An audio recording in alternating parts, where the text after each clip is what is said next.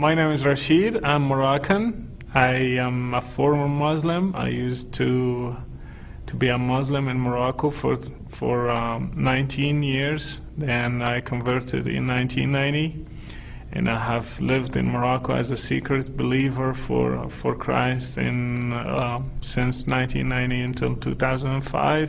I did a lot of stuff with the Bible Society, translating the Bible, distributing the Bible inside the country, and I even started a project to translate the Quran to the Moroccan dialect.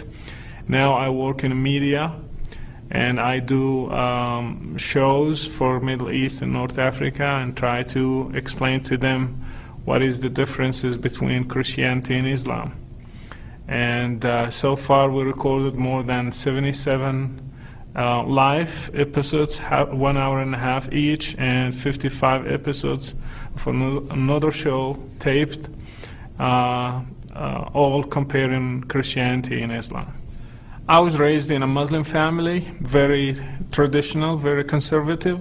My dad is an imam. He's still an imam in a mosque until today. And my grandpa also was an imam. My uncle was an imam. So all our family members are really devout Muslims. And I was raised at 6 years old. I memorized 1/6 of the Quran. I started going to the mosque at the age of 4, and I learned all the prayers at the age of 4. I did the washing and everything at the age of 4. And I was raised as any other Muslim. I respected Islam, and I loved my dad, and I was going to be his successor. And but it didn't work out that way. God had a plan for me, and one day I was hearing about Jesus Christ in radio. Then I started correspondence courses for 4 years, and that led me to accept Christ in my life. Islam is the same as it was 1400 years ago and today as texts. We're talking about texts. People talk about moderate Islam, talk about political Islam, talk about fanatic Islam, and different names of Islam. But when I was raised, I never heard these terms, and my dad never taught me there is different kinds of Islam. There is one Islam. There is differences, for example, between Sunnah and Shia, but those differences are not in the main core of Islam. So, for example, let's talk about jihad. Jihad exists in Shia and Sunnah and everywhere. So there is no moderate Islam and a fanatic Islam. Islam is always the same and always will stay the same because texts are the same. They never changed. And in my country, I lived 32 years in my country. I never heard these terms. It just these terms are really wide in the West, but not in our countries. As Muslims, we used to look at the West as a representative of Christianity. For example, in Morocco, we look at France because we were occupied by French.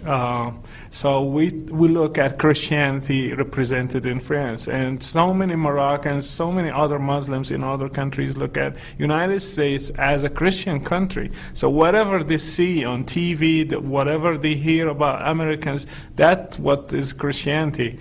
When I was like studying the gospel, I thought I'm going to find like they drink wine, they commit adultery, they go with girls and a lot of stuff. Like the gospel encourages them to do that because that's what we see in movies, and we think that's what is Christianity. And always like my dad and other people around me, they always encourage us to think about the West as Christians, not as Westerns. As Muslims, we used to look at and with still a lot of Muslims in the Muslim world look at it this way. It's Islam against Christianity and Judaism. They don't look at it as like it could be a country against country or politic against another politic. It's Christianity against Islam. They think we have like a conspiracy theory. It's in our blood. We believe that the whole world is against Islam. They are trying to convert us. They are trying to use politics to defeat us because they are jealous of our Islamic great religion. So that's how we think about the West. We take it always religiously. It will never be politically or anything else. We look at it from a religion point of view. So whatever America is doing, for example, in Iraq, we look at it as a religious issue.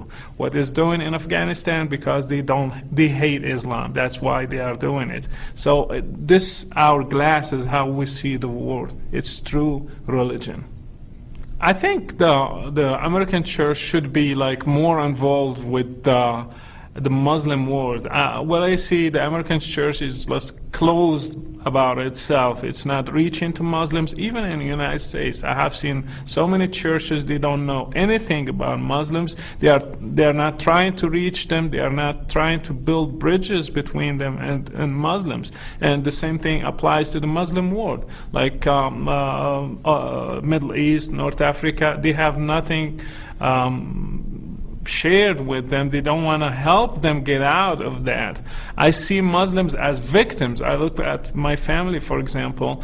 I see my dad. He's not a terrorist. He's not a bad person. He's like everybody else. But he's a victim of his own religion. And people who explode themselves, they are not bad guys. They are just thinking they are pleasing God with what they are doing and what they are thinking. They want to please God. They want to do something right for the sake of their religion. So they are victims. We need to help victims to get out of Islam.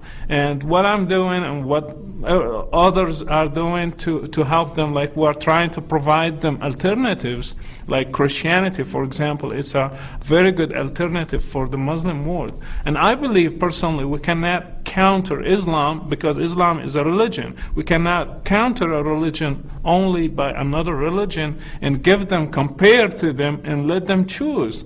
In the Muslim world, they don't have freedom of religion. They don't have even freedom of thinking. They cannot question Islam. They cannot dare even raise questions about Muhammad or the Quran. It's considered as apostasy.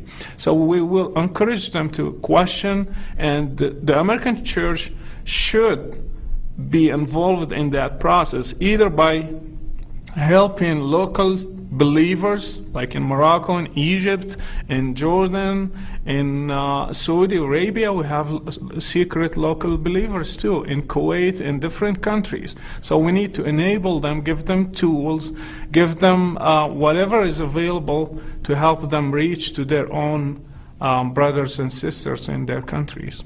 I believe we need to join forces and work together, because nobody has like a unique solution. Nobody has the resources to do it by himself. So that's why we need you to help us and be involved in a very active way to help us to reach to the Muslim world, because it's the task is very huge. The task is bigger than everybody. Nobody can do it by himself. So that's why I'm asking you to be involved in a very active way. Help us, enable us, and be a part of what's going on in the Muslim world today.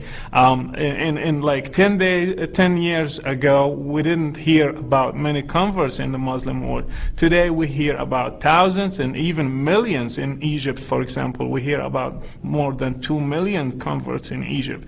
And that could not have been done if some people didn't join forces and resources to reach to the Muslims in Egypt, for example. So that's why we ask you to be a part of what's happening now in the Muslim world. I'm doing what I'm doing personally out of my heart, and I'm doing it. I always, when I sit in front of the camera, I imagine my dad. I'm talking to my dad and my mom, my brothers and sisters, And always when I pray for them and think about them and think about myself, if I didn't have this opportunity through radio to hear about Jesus Christ, would I be here today? Probably I'm one of those terrorists or who exploded themselves, because I like God and I want to please Him. So I always look at it this way. I pray always for my family, and I try to reach to my people, my own people, with my own heart. It's very hard when I think about them being victims of Islam. And I just want you to feel what I feel toward my people. I want to help them. So I want you to help us help them get out of what they are suffering. They don't have any other options. They don't think they are wrong. So we need to show them that they are wrong in a respectful, loving way, and very bold way too. We don't change facts. We don't tell them lies. We say it boldly with love and respect to them.